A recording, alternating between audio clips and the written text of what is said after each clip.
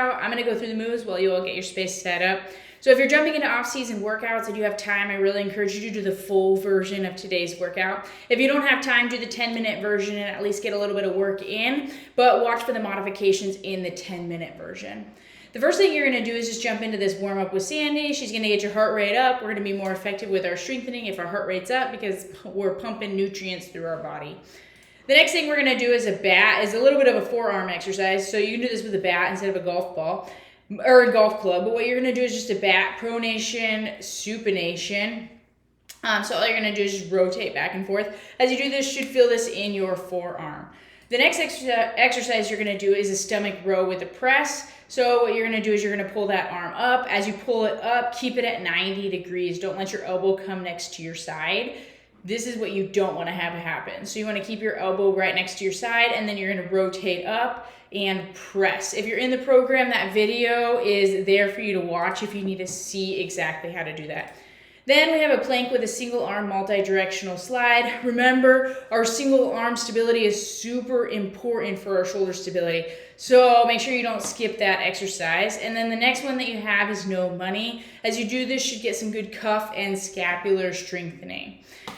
The last corrective or warm-up exercise you have is a figure 4 stretch. As you do this, you should feel this stretch in your butt.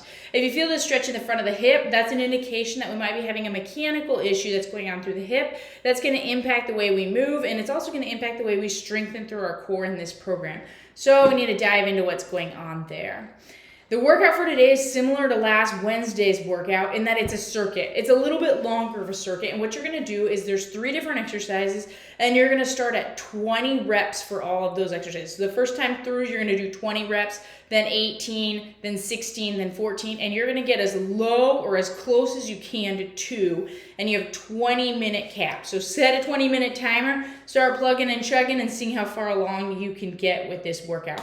So the first thing you're going to do is you're going to do 20 wall balls. Make sure as you do that wall ball, you're going butt to your heels. If you don't have a medicine ball, use a milk jug and press up on the milk jug.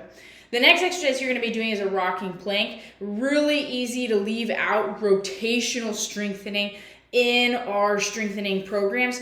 But remember, us as softball players, we are constantly measuring our rotational power, whether we're throwing, pitching, or hitting. So that exercise is really, really important.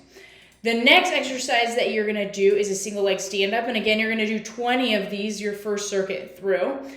This is a great exercise for getting up after you're sliding. A lot of you will notice that you don't quite have the strength to get up off the ground. If you need to use a pole or a post to help you get up, that's okay. Try to use your leg as much as you can, but if you need some assistance getting up, use it. So you're going to go 20 times through all of those, then 18, then 16, just like I told you. Then if you need to take a break, take a short break, grab some water after the 20 minutes. You can drink water, obviously, during the 20 minutes. But you want to get through as many of those reps as you can. The next exercise that you're going to do is a single leg glute bridge crab walk. So we're just going to get some strengthening through the back of our legs. Remember, for us softball players, a lot of our power comes through our backside. So what you're going to do is you're going to do some hip lifts here. And then you're going to do a lateral crab walk, which I'm going to demonstrate here. So what you're going to do is you're going to do 5 single leg glute bridges, which are just those hip lifts that we started off with, and then 3 crab walks. And then you're going to return back to the beginning, and you have 6 reps to do this. We have a little bit of a quickness drill that's thrown in at the end here. Remember, running bases isn't always about top velocity, but there's acceleration, quickness, there's efficiency on the base path, there's running mechanics, there's strength, there's a lot of things that play into your speed. So a lot of times if we feel like we're slow, we want to jump right into, I need to get my top velocity up. But improving quickness, especially when our game is so short, can make a tremendous amount of difference on the base path, more than probably just being the fastest girl on your team.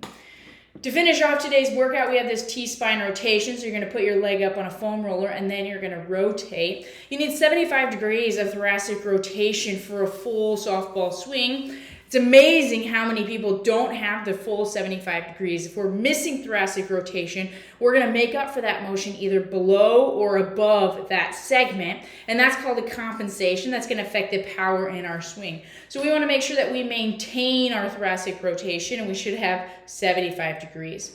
You might notice a difference from side to side as you do this exercise. That's an indication that you might be missing it on one side or the other. That's really, really common. It's a good reason to reach out to me and ask me why you might be missing thoracic rotation, and we can dive into more specifically what the problem is. That's your Wednesday workout. Again, if you're doing the 10-minute version, make sure you look at the modifications for that version. Otherwise, happy Wednesday and have a good workout.